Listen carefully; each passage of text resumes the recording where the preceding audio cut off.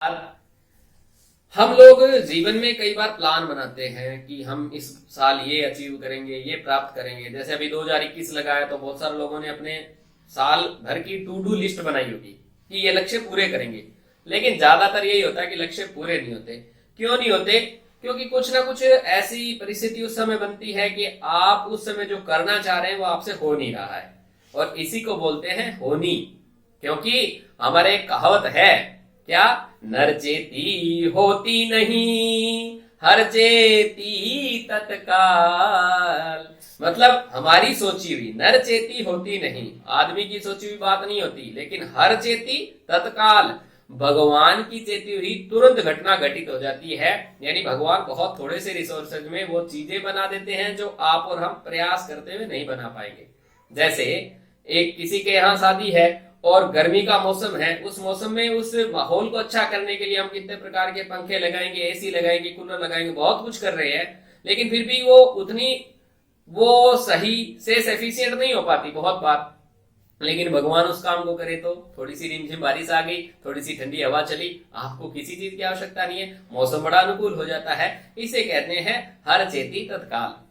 तो यदि आप भी अपना जो टारगेट है वो उस हर चेती के हिसाब से बना लो, भगवान की प्लानिंग के हिसाब से बना लो, तो टारगेट बड़ा जल्दी कंप्लीट कर लोगे। क्योंकि वो तो घटना घटित ही होनी है। अब आप कहोगे जी हमें कैसे पता चलेगा कि हम इसके लिए क्या करें, कैसे पता करें? तो इसका सीधा सीधा उत्तर देती है भारतीय वैदिक ज्योतिष। वैदिक ज्योतिष में जो भी बंदा कुंडली देखता है, ऐसे किसी भी विशेषज्ञ के पास आप जाएं, वो आपको बता देगा कि इस साल आपके जीवन में कौन कौन सी घटनाएं घटित हो सकती है। वो कैसे बताता है कि हर कुंडली के अंदर 12 घर होते हैं। 12 घर आपके जीवन के 12 विभाग को डिनोट करते हैं। पूरा जीवन 12 भाग में बांटा गया है वैदिक ज्योतिष में। तो वे क्या क्या देते हैं, इसको यदि आपने देखना है तो मेरा एक और वीडियो है, उसके अंदर आप जाके देख सकते हैं कि 12 घर क्या क्या चीजें देते हैं। बड़ा सुंदर और सरल शब्दों में उसमें बताया है। आपको यही देखना है कि उस साल जो चलने वाला ग्रह है, मुख्यतः जिसके हाथ में बागडोर है आपकी किस्मत की, वो आपको कौन कौन से घर प्रदान करता है।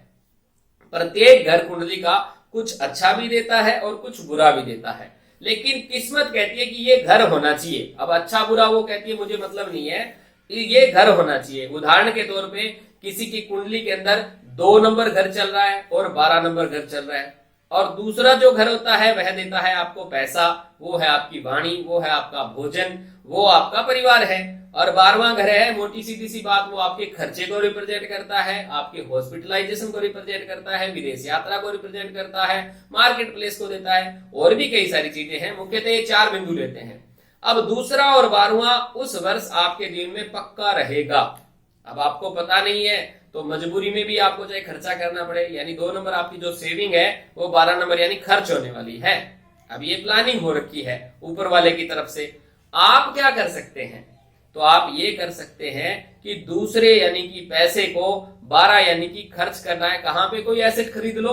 उस समय कोई सपोर्टिव घर चल रहा है, मान लो उस समय 4 नंबर भी कहीं ना कहीं आ रहा है, तो आप एक प्रॉपर्टी खरीद लो, तो आपका इन्वेस्टमेंट भी हो गया और पैसा भी पास में नहीं बचा। मतलब जो होनी है वो तो हो गई।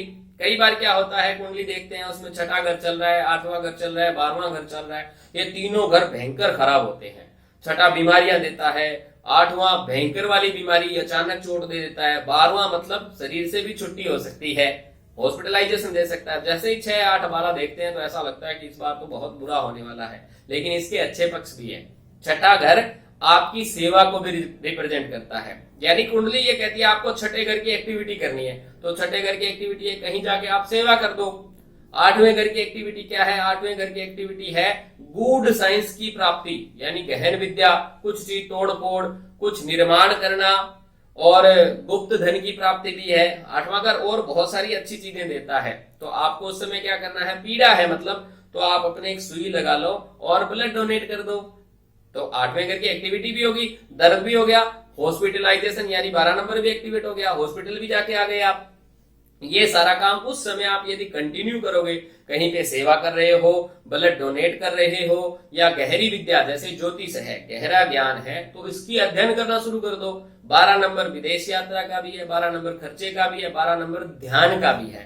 तो बैठ करके ध्यान कर लो अपने से थोड़े दूर, यानी घर से दूर, खुद से दूर का मतलब होता है एकांत में बैठ करके आप खुद के अंदर यानी ध्यान कर सकते हैं। 12 दान भी है, दान भी कर सकते हैं। 6, 8, 12 तीनों चीज ये हुई, तो 6 हुआ बीमारी, 8 हुआ इमरजेंसी, 12 हुआ हॉस्पिटल। तो हॉस्पिटल का जो इमरजेंसी वार्ड है उसके अंदर जाके कुछ फिजिकली सेवा कर दो। तो यदि आप इस प्रकार से अपनी इस एनर्जी को चैनलाइज कर देंगे तो आपको ज्योतिष वो सहयोग दे देगा जो आपको उस समय हर चेती के हिसाब से होना चाहिए। तो आपको अभी यही देखना है, सीधा सिंपल वे में, ये सबसे बड़ा मास्टर उपाय यही है। अब बाकी चीजें तो अपना हो सकता है कि आपने कहीं पूजा करानी है, कोई रतन पहनो, वो उतना काम नहीं करेगा जितना ये एक्टिविटी आप कर दोगे। यानी घर कौन सा चल रहा है, जो आपकी होनी है वो तो पक्की है, उस समय होगी ही होगी। तो आप क्यों ना होनी के हिसाब से ही चल लो, सरेंडर कर दो भगवान को भी। आप जैसा कहते हो हम तो तैयार हैं, आपने तीसरा नंबर दे दिया, तीसरा नंबर यात्रा का है, इंटरनेट का है, तो वैसे छोटी छोटी यात्राएं प्लानिंग कर लो, इंटरनेट प्लानिंग कर लो। तो हर चीज ऐसे होती है। तो किसी भी ज्योतिषी के पास जाए, ये उपाय पक्का लें कि इस साल मेरे साथ कौन कौन से घर चलने वाले हैं, वो ईश्वर प्रदत्त है, बस उसके हिसाब से अपनी प्लानिंग करो। ज्योतिष आपके जीवन में खूब सहयोग कर देगा, जरूर करें आप। इसके अलावा यदि खास बात ज्योतिष से देखनी है तो ज्योतिष एक प्रमुखता से बताता है कि आपके अंदर क्वालिटी क्या है, क्योंकि प्रत्येक व्यक्ति की एक क्वालिटी है। तो प्रत्येक 9 ग्रह आपको कुछ क्वालिटी देते हैं, उस पर अपन फिर कभी चर्चा करेंगे आगे वाले वीडियो में। जय सिया राम।